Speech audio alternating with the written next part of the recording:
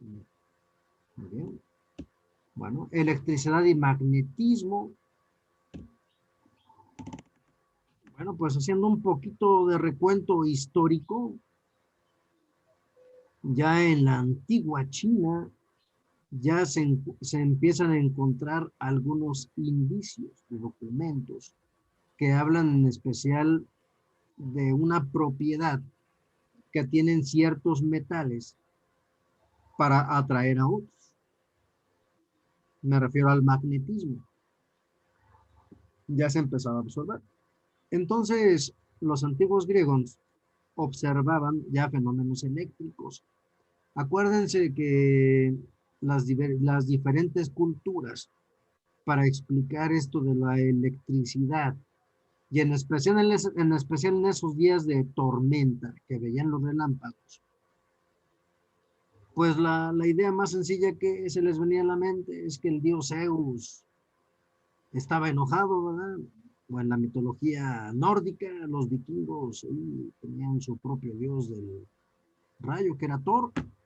Entonces, pues cada uno de ellos era su versión, representaba de alguna manera el enojo, la ira de alguno de esos dioses. Bien, pero bueno, obviamente no se entendía ese concepto. Lo que sí se observaba es que había una piedra que le llamaron magnetita porque proviene de una región de, de Asia llamada Magnesia. ¿Sí? Ahí observaban ellos que al frotar el ámbar, esa figura, esa resina que sale de los árboles, fosilizada, al frotarla, como que tenía la capacidad de atraer pequeños fragmentos de papiro, de plumas, etc. Entonces observaban eso. Entonces le llamaron propiedad ambárica. En griego, eso se traduce como electrón. Así que de ahí provienen estas palabras, electricidad, magnetismo, precisamente de esas regiones de Grecia o de Asia donde se observaban estas características, electrón. Tuvieron que transcurrir muchos años, ¿sí?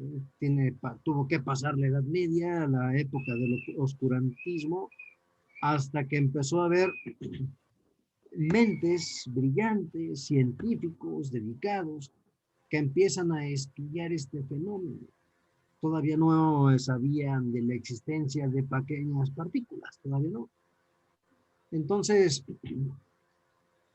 Hans Christian Ørsted descubre que los dos fenómenos, por un lado la electricidad y por el otro lado el magnetismo, el de los imanes, él descubre mientras daba una conferencia que cuando en un circuito hizo circular corriente eléctrica, se da cuenta de que una brújula que tenía a la mano se altera, ¿sí? Se altera su aguja. Entonces, lo que en ese momento le causó curiosidad, después profundiza y se da cuenta de que estos dos fenómenos van relacionados, están relacionados. Después se da cuenta de que la electricidad es generadora de magnetismo y el magnetismo es generadora de electricidad. Entonces es como se pueden crear imanes artificiales, se les llama electroimán, ¿sí? Imanes artificiales, aparte del típico de la magnetita. Bueno, pero entonces estamos en 1831 ahora, donde Michael Faraday y al mismo tiempo otro científico, Joseph Henry, si se dan cuenta, las unidades del capacitor y las unidades de la bobina son Faradays y Henrys respectivamente. Eso es por estos dos científicos. Ellos demuestran que cuando se pone en movimiento un alambre cerca de un imán o cuando un imán se mueve cerca de un alambre, se establece una corriente eléctrica. ¿Sí? Entonces, ahí se dan cuenta de que primero la electricidad genera magnetismo. Pero también se dan cuenta de que el magnetismo, pero tiene que ser un magnetismo variable, en este caso el imán que lo estén moviendo acerca de un conductor, también produce electricidad. Así que a este estudio de las dos ramas de la ciencia se le llama electromagnetismo, ¿sale? La electricidad y el magnetismo. Entonces, otro nombre que se le podría dar a la materia. ¿De acuerdo? Muy bien, Juan Carlos, bienvenido. Ahorita te pongo tu asistencia, ¿no? Ahorita. Muy bien, entonces, lo que estos varios científicos empiezan a hacer experimentos de ese tipo. Maxwell, una mente de las también muy brillantes que ha habido, él genera 4 ecuaciones, ¿sí? Que espero quizás las podamos ver más adelante. Con esas 4 ecuaciones, él relaciona el magnetismo y la electricidad y predice que existe una especie de onda, porque él dice, si la electricidad genera un campo magnético y el campo magnético genera electricidad, y si se dan cuenta, entre un imán y otro imán no hay precisamente nada, está un vacío. Sin embargo, influye, influye para que en el otro cuerpo se detecte una fuerza. Entonces, él predice el concepto de ondas electromagnéticas, ¿sí? Que hoy en día, pues son las que ahorita mismo están permitiendo comunicarnos, ¿sí? Como los celulares, en esas aplicaciones. Así que la fuerza electromagnética también fue estudiada por Charles Coulomb y él establece una ley que posteriormente lleva su nombre, ley de Coulomb, es la que ahorita en un momento más vamos a trabajar, la ley de Coulomb. Muy bien. Entonces, ¿qué son las cargas eléctricas? Cuando ustedes frotan un globo contra el cabello o un peine, es un experimento que a lo mejor en algún momento todos hemos hecho, nos damos cuenta de que logran atraer pequeños pedazos de papel. Se pegan durante un cierto tiempo o algunos clips los atraen. Esto es porque al frotar el cuerpo, recuerden que todos los átomos están equilibrados, tienen la misma cantidad de protones que de electrones, tienen la misma cantidad, pero al frotarlos provocamos una pérdida de electrones. Hay unos electrones que están en las órbitas superiores que son más fáciles de desprender. Entonces, eso permite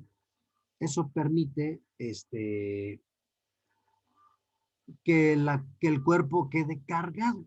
Si le quitaron electrones, el cuerpo queda cargado positivamente porque tiene más protones que electrones. Y el otro cuerpo, el que se los llevó, quedaría cargado negativamente porque tiene también un desequilibrio, tiene más electrones que protones. Muy bien, a Benjamin Franklin, también conocido porque es un héroe de la independencia de Estados Unidos, Benjamin Franklin, él descubre que existen dos tipos de carga eléctrica. Por un lado, la positiva, es el nombre que le dio, y por otro lado, la negativa. Los nombres se los da en forma arbitraria, ¿sí? A él le llama carga positiva, a la que más adelante, años después, se considera son las cargas del protón o de aquellos cuerpos que perdieron electrones. Negativa, entonces la que tiene esa diferencia. Él y su famoso experimento donde está un papalote, la llave, etcétera, él logra detectar una diferencia de campo eléctrico. Es decir, que los relámpagos que vemos en realidad son descargas eléctricas. Cuando una nube choca con otra nube, hay una ionización. Es decir, es como al chocar entre las dos, de alguna manera quedan desequilibrados eléctricamente. En la parte superior de la nube digamos, se perdieron electrones, queda cargado positivo, en la parte inferior queda negativo. Entonces, dentro de la misma nube surgen descargas eléctricas. Cuando ya es mucha la diferencia, que más adelante le llamaremos a esto diferencia de potencial, entonces pueden surgir descargas eléctricas debido a ese exceso, buscando el equilibrio. Así que esto es lo que Benjamin Franklin demostró. Bueno, en el caso de una varilla de vidrio que es frotada con seda, se transfieren electrones del vidrio a la seda, quedando la varilla de vidrio positiva y la seda cargada negativamente, pero cargadas igual en magnitud. Se transfieren electrones del vidrio a la seda. Llegamos al año 1900. Robert Millikan, descubre que las cargas eléctricas se presentan como un entero múltiplo de una cantidad básica. Ya esa carga la llama E. ¿Sí? La carga eléctrica que está cuantizada. Quiere decir que la carga eléctrica toma valores discretos. ¿Qué significa discretos? Que, por ejemplo, la carga del electrón ya tiene su valor. ¿Sí? Entonces, otro cuerpo podría ser el doble de la carga del electrón o el triple, pero siempre en múltiplos de enteros. ¿Sí? Eso es lo que significa esta fórmula.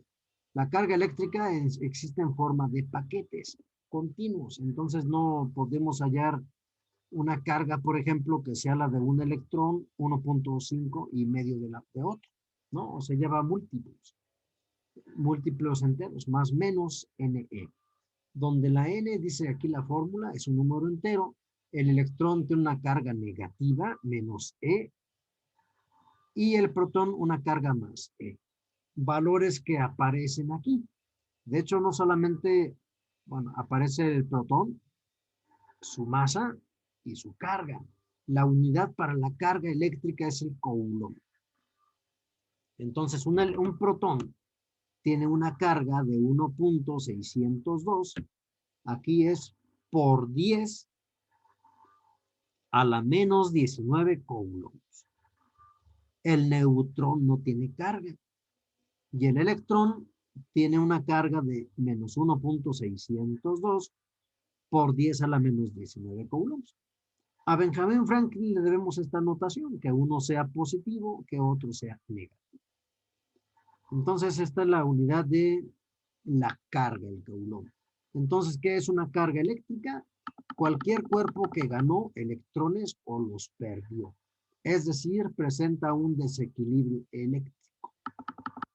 Bien, tenemos algunos elementos que son muy buenos conductores de electricidad y otros que no. Y hay unos que son intermedios. En el caso de los conductores eléctricos, son aquellos en los cuales los electrones se pueden mover libremente, fácilmente, entonces no se complica. Y aquí entran los metales, ¿de acuerdo? Aquí entran los metales. Dice que lo hacen de forma similar a como las moléculas de gas en el interior de un recipiente.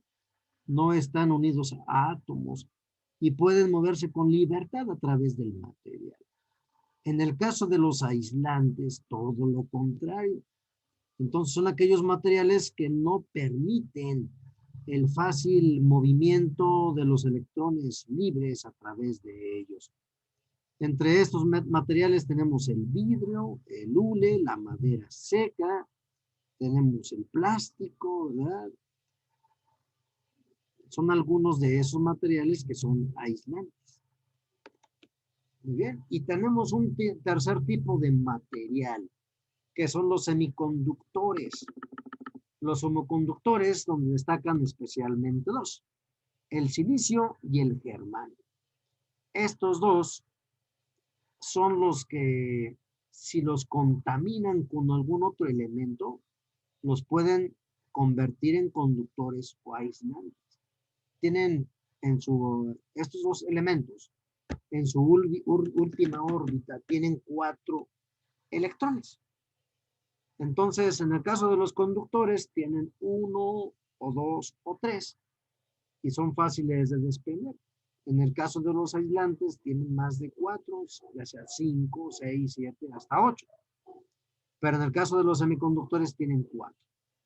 Es el caso del silicio y el germanio, que son con los que se construyen los chips que están en las computadoras, en los teléfonos celulares, en los aparatos eléctricos, porque es con lo que se construyen los transistores, los microprocesadores, los diodos, dispositivos que encontramos en un equipo eléctrico. Muy bien.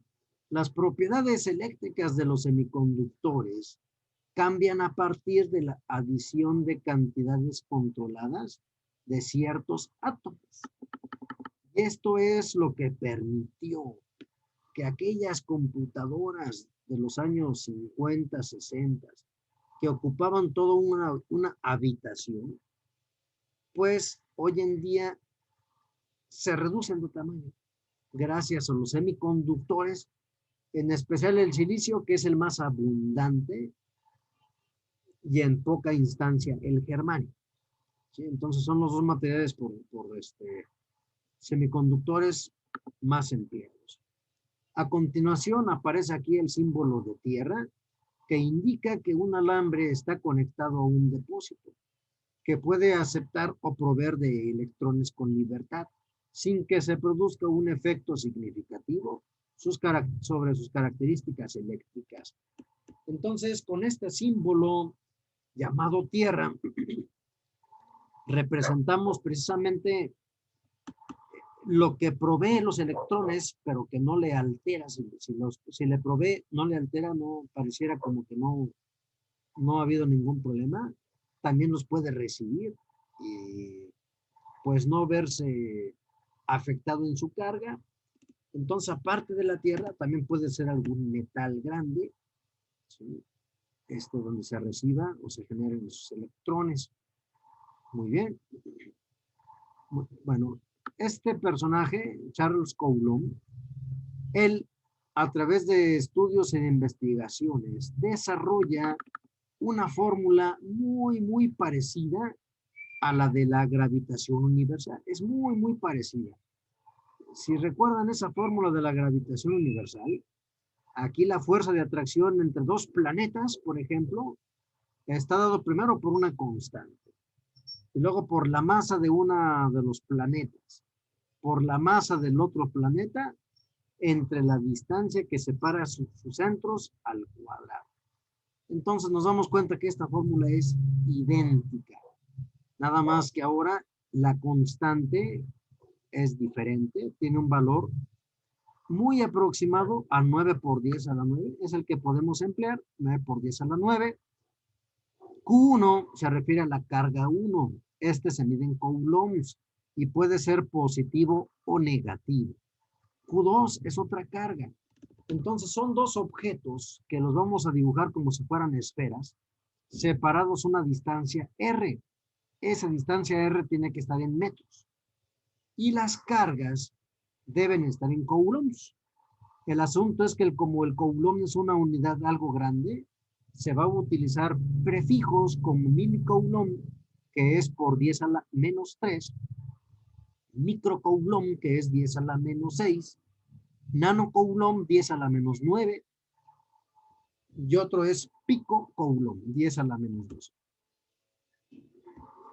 Entonces, lo más común es que estas cargas tengamos que utilizar notación científica para hacerlo. ¿De acuerdo? Entonces, esto es la ley de Coulomb.